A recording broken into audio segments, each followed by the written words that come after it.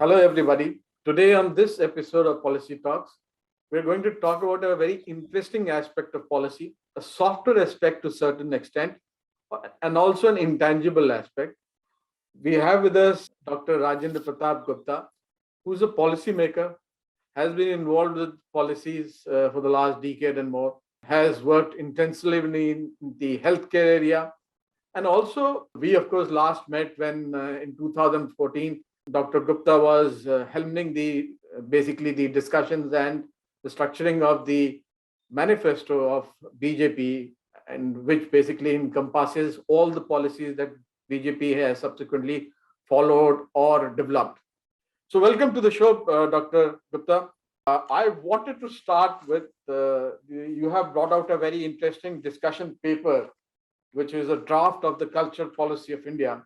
Tell us, what is, after all, what is this cultural policy? Thanks, Yatish, and it's always a pleasure to be in the same frame with you. And I really like your passion for policy and implementation both. Very few people get that unique opportunity to do that. And talking to you itself is going to be a learning, I'm sure. So, this whole idea of the culture policy was there in mind. And when I wrote my second book in 2018, I talked about in that saying, we have a ministry of culture, we have a rich culture. Why don't we have a culture policy? If other countries don't have, doesn't have, it's something for us to not just question or criticize, but to go ahead and draft what I drafted along with my wonderful team. So to your point of what is culture and what is culture policy, so first we need to understand what exactly do you define culture. This is a topic that most people don't get to deep dive into. At least for me and my understanding of this, culture includes the traditional indigenous knowledge, art, history, architecture, traditional sports, traditional medicine, heritage, beliefs, literature, customs, festivals, sports. So it's actually the edifice on which a nation stands or a society stands. So if you ask me in a line, culture tells you who we are, what we stand for, and what we believe in. So it is actually not just intangible, is much beyond that. So culture encompasses everything. It defines who we are. So you mentioned that it has both intangibles and tangibles part, and you mentioned some of the intangibles. I will mention some of the tangibles. The historic city, the archaeological site, the landscape itself, the natural sacred sites, which could be of any religion, museums, handicrafts and attire, things that we wear, touch, feel, literature, paintings, art of any form, and of course, behavior and conduct too. How we live, how we treat people, how do we perceive people. That also, that's the intangible part, though. So, what will a cultural policy therefore encompass? What will it have? So if Or you look at this at Let me reframe this question. What would be the objective of a cultural policy there? multiple, you know, I think everyone who gets to read about culture and what a policy or a culture policy would be, uh, for India, I would like India to be a cultural capital of the world. And there is a line that I write in this culture policy. It's called the development of culture, development through culture, and the culture of development. We are an aspirational country. We need to weave culture and development together. And I'm sure as this conversation progresses, I will talk about how UNESCO sees culture. In fact, UNESCO says that, Article 13 of UNESCO says you cannot have sustainable development without culture. I mean, we should learn from countries like Kenya, which says culture forms the key aspects for sustainable development and poverty eradication. So culture is much more than just the tangible, intangible. So if you look at the policy paper, we have created a WIF cultural model for India. So I think culture is also a capital in that sense. So there is a dimension to it. Yes. You mentioned UNESCO. You said that pointed out to that section. UNESCO has been saying since 2005 that every country needs to have a cultural policy. So why is it that we've not, over the last, let's say from 2005 onwards, we've not had a culture policy? Why have we, in spite of having a ministry, which of course is, you mentioned it in your draft also, that the minister is not of cabinet rank. So somewhere we have ignored this aspect. Reasons. So, Yatishji, my understanding about not just this policy, any policy in a country that fights elections and in states at different times, some topics become sensitive to the extent of being controversial. Yes. And you avoid that. But I somehow feel little perplexed that imagine if you were appointed the culture minister of the country and you walk into your ministry and take charge, how would you work without a vision for your ministry?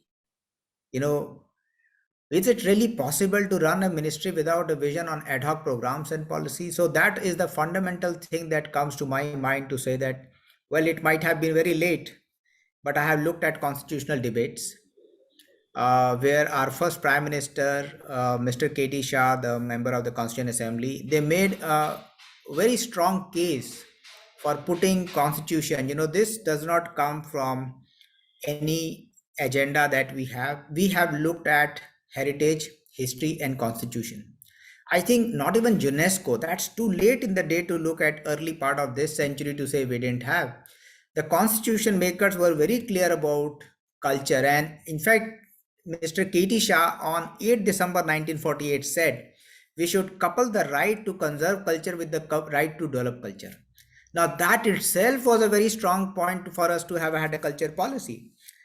I have no insights into the minds of people at the helm of power for the last so many decades, but I think the time has come that not only India has a culture policy, but every state, every district should consider having a culture policy. I have looked at cities of Aras, cities of Misauga, they have a culture policy. So Smaller this is countries. the interesting aspect, Dr. Gupta. Now, should the policy be driven by the central government, or should it be organically derived from districts itself and then come to state and the center, like in other policy, like in the case of RERA, that a draft was prepared and states were asked to modify or adapt it as it suits their own regional requirement. And culture is so much a geographical unit, in the sense that it changes geographically. Shouldn't it be derived organically from the state upwards or So district upwards? I will take you back to a quote from Swami Vivekananda. You know, he commented that the European culture was predominantly material. Greco-Roman was predominantly mental and intellectual. Indian culture was predominantly spiritual. Now, this gives you the seeds of what we should be kind of standing for. See, as a country, we stand for a culture. We said Vasudhaiva Kutumbakam, and we mean world as a family. Now, as a country, as a policymaker, I have been actively involved in health policy, education policy. Well, education is a concurrent subject, health is a state subject. Now, just imagine the stewardship central government has taken with all the challenges we have seen during COVID. We were prepared because center had a policy, they had a clarity on what they were doing, there were programs that are being built. I always believe that in a federated structure like ours, where we are talking of cooperative federalism, center sets the template. It says that as a nation, I will do this, and I will support the states in doing their bit in their region. You are very rightly pointed that culture is geographical. But I have another interesting point on it. I studied a lot and I traveled also equally. You know, one thing I write in my preface, and which is a very important line for all of us to consider. The more we have moved away from our culture, the shorter been has been our map. Just think about it.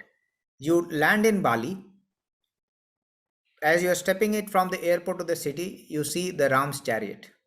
Yeah, Go yeah. to The Thailand. famous Ram chariot, which is standing almost uh, feet. It's like the first dominant sculpture you see. Yeah, go to Thailand. right at the Indonesia, you see the airport. Thailand, you go, you will find one of the finest temples.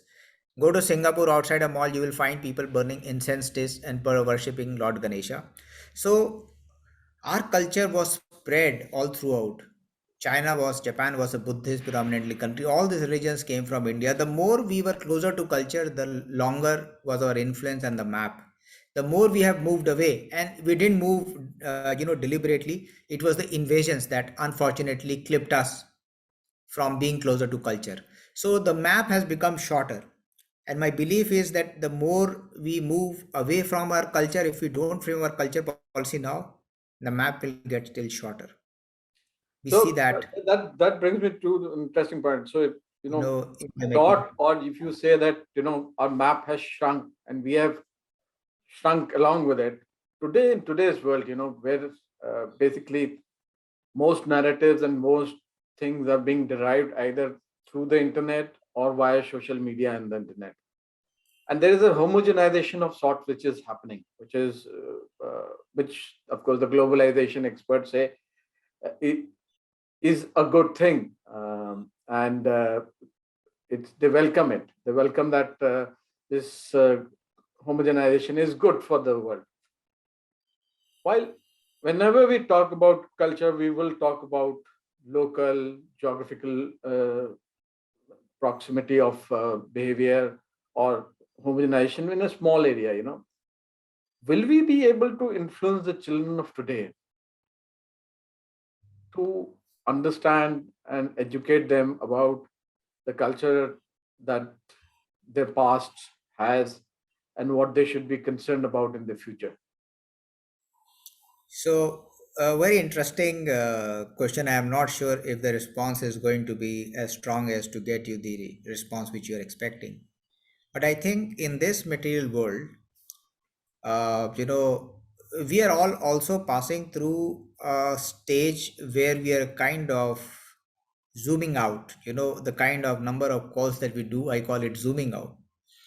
While as the technology has occupied a space, we are now in the metaverse age, as we would actually be entering into.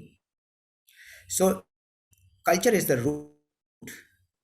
If the tree is rooted strongly, winds cannot uproot it.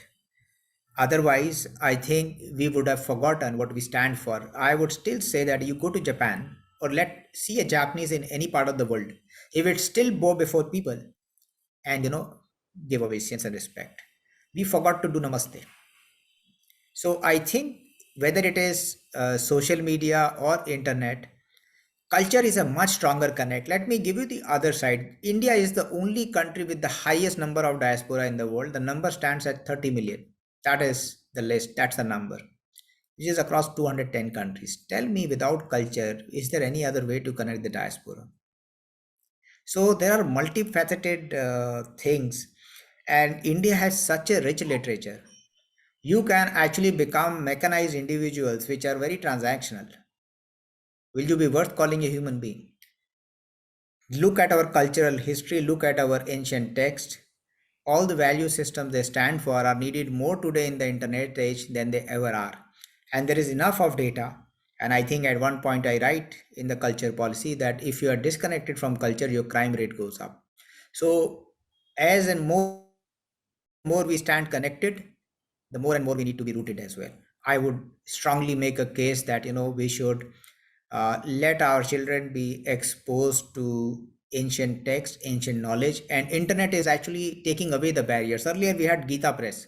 We all have read the books of Gita Press. Unfortunately, they couldn't catch up pace with time.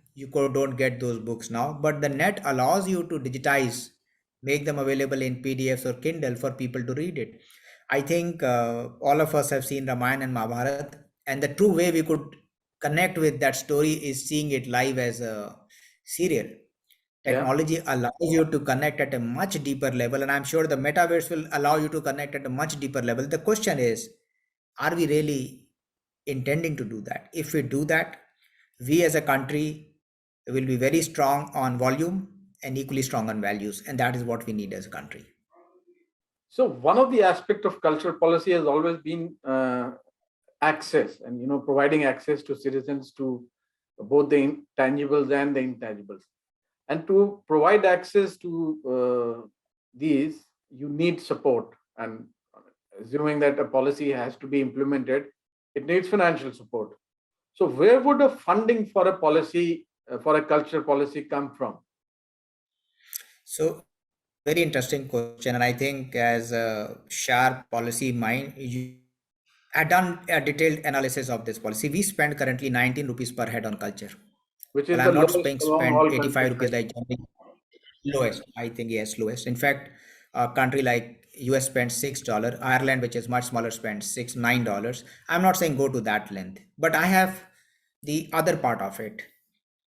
If culture as a sector is the largest contributor to your jobs, I mean, the government data says around between 45 to 47% of all jobs come from the culture and creative industry. This is Indian government data. I see no reason why you should not step up your funding. I think at 19 rupees per head is a rounding error. We should take it to 2 to 3% of GDP. And I'll tell you an example of how this could actually go a long way. In Australia, the visual and the craftsman, they actually as an entity, as an entire sector, they earn around 130 million US dollars. Out of that, 30 million went to indigenous people, $30 million. I mean, I'm talking of a small country like Australia. The Khomani Sand tribe of Africa, they were dependent on government grants. By relying on the ancient cultural arts and the cultural sector, today they earn $600 per person. Now that's a huge impact you create. I see no reason why we should not step our funding. And culture is something that one side creates a soft diplomatic tool for you, and the other side is a huge economic advantage. And if everyone, right from the data that we have, the best practices that we see, and right till UNESCO, if they are saying that's the way for sustainable development and to eliminate poverty, I see no reason why we should not increase the GDP per capita spending on culture, and also to upgrade the post of minister to cabinet rank. Because if you have a state minister independent charge, so even if he wants to seek an appointment with a cabinet minister, he'll say, oh, he's a minister of state independent charge, let my junior minister meeting. We need to give Yeah. seriousness to this part. I think this is one of the things that needs to So go do you up. think that, I mean, like most state have tourism policy, and some of them are revised every 5 years. Do you think that every state should make, before they devise the tourism policy, should make a culture policy as a so-called a beginning point for the tourism policy itself? So let me give you some numbers on the tourism part. So according to the World Tourism Organization, 37% of entire tourism is culture related. And if you look at tourism in India, it created 39 million jobs in 2019-20, which was 8% of the overall jobs. And I remember when I was writing the 2014 manifesto, I put various circuits, to promote tourism. One of them was Buddhism circuit. So I was in US in the UN convention in Salt Lake City, I think 2 3 years ago. There was a stall on Buddhists from Japan. So I started talking to them that, what do you do? Did you visit India? He said, we go in hordes. You Yeah. know, dozens of people, hundreds of people make trips to India for Buddhist places. So just imagine the strong, deep cultural connect. I'll go to the extent of putting one more number to it. Kumbh Mela is a big call for people from abroad, from India. So I'll give you the numbers that justify, tourism and culture. In this 2019 Kumbh Mela in Prayagraj, the total revenue was 1.2 crores, 1.2 lakh crores, created Hmm. 6 lakhs job. And what was the investment of the government? 4,200 crores. So I think we all have to be understanding one thing, that cultural resources are also economic resources. You cannot undermine that and take them away. So for me, it makes sense, to your point of saying, have a culture policy, and that culture policy should also have a subset of tourism policy, is cultural tourism, which is huge for India. But we are doing another project in the foundation. It's called the Seven Wonders. World always knows seven wonders of the world. I bet you India has seven wonders in every district. people don't even know. If we create the seven wonders and start listing out, so people who come from abroad can actually go and look at the seven wonders. So imagine how much we can look at promoting tourism for each region. It's a phenomenal opportunity, Yatish. I think you made this very important connect, and culture and tourism cannot be separated. I mean, it's an integral part. Every dollar invested in tourism basically produces $8 worth of jobs. So it has the highest multiplicative impact on the economy. And tourism, because it's a labor-intensive industry and also relatively low skill in the sense that there are very few entry barriers. It can provide employment from the base of the pyramid right up to the middle of the pyramid. Hence, it is seen as, for most developing country, it is seen as the best way to employ its masses. You said that tourism policy should be a subset of the culture policy, or should it be that culture should be a subset of tourism policy? So whichever way, I think, Yateshji, what I meant, maybe in an interview there's a random flow of words. Yes, no, yes. Yeah, so when you look at forming a tourism policy, it has a much broader ambit. My Yes. point is that culture should be an integral part of it, because uh, we actually move, for things. People have an interest. So once we have this study out, so we have asked people the question about, are you visiting this place for cultural, for art, for landscape? So we will see what is the bent up of mind for people to visit those places. But I think culture, proven is 4 out of 10 tourists come because of culture. So that's the World Tourism Organization data. I have Yeah. seen no reason why tourism policy should I not be wanted to having. bring you another point, before we run out of time. You pointed to the Buddhism circuit. Whenever we talk about culture in any aspect or in any public fora, one of the things that gets connected with culture is the religious identity of people. And in a country like ours, there is always the majority versus minority debate. Religious identities are not taken as absolute, but they are seen as majorities and minorities. So, when we talk about a cultural policy, do you think if this will become a new battleground for the left secularists to reassert the old fear that instead of pluralization of culture, we are further exacerbating the polarization of culture? So, Ratish, if you have read the policy, I clearly say that in the preface that culture and religion are two different things. Let's not, merge them. But yes, as India, we are, in fact, multidimensional in culture. If you look at India, how many religions have come from India? Think about it. Sikhism, Jainism, Buddhism, name it. So I think religion is an important aspect of culture, but we are pluralistic as a culture. We have never been. But for people who lose elections and fight elections, for them they have to make an issue. In that case, I hate to say that, but even if God were to contest, he would have opponents.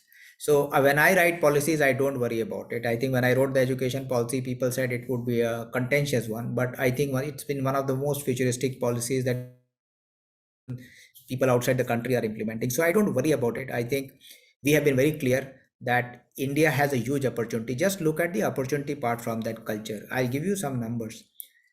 On the World UNESCO Heritage List, India is sixth.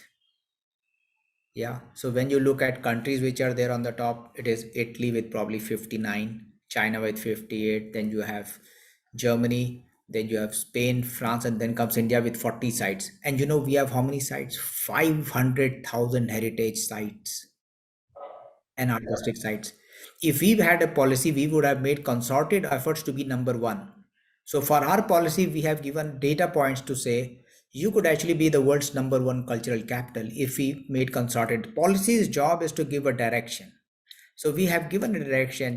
Religion is an aspect, but we are multi-religious. So we have no worries on that part to think. And on the economic opportunity, if we create traditional cultural expressions, as you rightly said, culture is local. So you have something which is practice in Varanasi for the weavers of Varanasi. You have Kanchipuram silk. You have geographical indicators. If you started giving the traditional cultural expression mark, like we have the QCI and NABH, and you say that these indigenous I'll artisans just have this stop mark. there for a moment, Rajendra. Just If you look at the if we look at the traditional cultural expression mark, if we create this mark and we give artists to use that, it cannot be used for unauthorized commercial use, like Canada has done, Australia has done, Russia has number of registered industries for the traditional art. And look at US, the second major contributor to US economy is culture. So I see no reason why we should not it have a is culture policy. remarkable for a country which is just 300, 400 years old to have culture as and I mean, if you travel from one city to another in US, I mean, besides the highway and the strip malls, most of the culture is actually homogeneous. There's very little variety or change in the cuisine or even in the. I mean, of course, there are areas which have Germanic or Slavic influences, but I mean, New York is slightly more multicultural, but most other cities, smaller cities, Memphis, But that data is, this is probably UNESCO's data that says that the second largest seems very contributor biased. to This data economic seems culture. extremely biased. And You know, I agree to your point, but we have to rely on some data when we write yes, yes, policies. And more than that, Yatish, if you look at even countries, like if countries have made policies, I have had, like I told you, small cities that believe there are cities in motion. They are the vibrant cities. So they have culture policies. Cities could create policies. I know of cities. I come from Varanasi. When I met our prime minister in 2015, I said, look, prime minister, we want to create Varanasi as an economy. Let's create a world-class convention center. I told him that if you do a convention center, look at what Chicago happened. Chicago is a land of city of conferences. So I said, yeah, you create a convention center, you have hotels, you have cab drivers, you have restaurants. Every 10th person in Varanasi is a foreigner. And just look at a major conference being hosted. What does the economy of the city look like? You're visiting one of the oldest living cities in the country and drawing a lot of people there. So I think I see that every city in this country can have a museum of history. The national museum we have in Delhi, we need to create the branches. If we decide that all souvenirs in any function in India will be replica of Indian tourist sites or Indian ancient texts or traditional cultural expression, look at the amount of boost you can have for job creation and economy locally. You can still do with enabling guidelines. You don't even have a legislation. Like prime minister made this very important point, don't give bouquets, give books. We can yes. actually go a step further to say, hey, These look, are small give behavioral changes, which has a huge impact on the long term. And you talked about the creative economy or the metaverse. Fortunately or unfortunately, we have a ministry for every industry, but we don't have an industry for the creative economy or for the creative industry. And that is so closely linked to the cultural economy of the country that they work hand in hand. So sometimes, misrepresentation itself kind of leads to maybe policy being blind to that aspect of, and culture is a prime example. We talk about it so often, but unfortunately, we don't have a policy around it. No, but Thank you Rakesh, there's very a much. bigger point to that. There is a bigger point to it. We may not talk about it. We are actually apologetic about our culture. That's the sad part. That's another I see aspect of no it, reason. because I see no reason why we should be apologetic of one of the most ancient civilizations. I'm there not are saying we become hyper nationalists, but we should be proud of our heritage. I mean, when we do absolutely, namaste in absolutely. COVID, everyone has started doing namaste. And Yes. Japanese, I have met them in US, I have met them in Europe, they will still bow. They are not ashamed apologetic about their culture. We should be proud about our culture, but for that we need to know culture. So that's our Yes. point of having a culture policy, where it is culture at homes, culture at schools. So we need to be culturally aligned. There's a very interesting quote I will say, which is based on, I read a lot of policies. A country of 3.7 crores, Ghana has a culture policy, and what they write. Think about, you ask about, secularist, or I would say people who would make this policy controversial. They say we will keep assessment of local cultural things and international, and see they are not inimical to our own. Can a country as big as India ever dare to write that? we will think twice. Ghana wrote it. Let's learn from those countries, Barbados, Kenya, Uganda has a cultural policy. Uganda, Uganda. You know, so they're like, I mean, I I was mean, like, most of the African countries have a cultural policy, and we're still yeah, so thinking about it. Well, we are it's good thinking. I that we're think that's thinking what, about it, and I yeah. hope that this conversation at least triggers some discussion around it. Thank you for joining us, Professor Gupta. We try to keep this talk to 30 minutes so that it is concise and